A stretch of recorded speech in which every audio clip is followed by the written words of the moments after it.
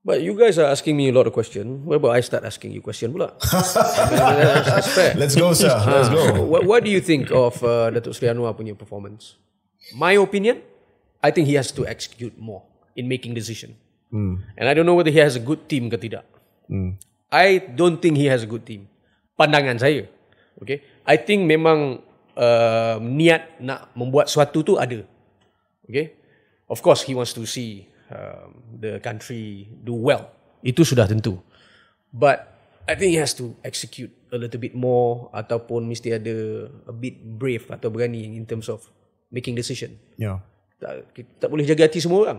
You have to make a decision what's best for the country. Yeah. And sometimes if that being hated untuk membuat kita dibenci oleh kerana membuat keputusan apa yang baik untuk negara, sometimes you have to bite the bullet.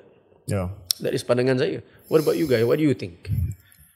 Batik dalam 100 hari yang pertama Datuk Seri Anwar jadi PM, saya bagi dia markah B-. Saya bagi dia markah A- kot. B-. Right. Saya kata B- sebab permulaan yang okey, tidak ada satu siri kesilapan yang banyak lah.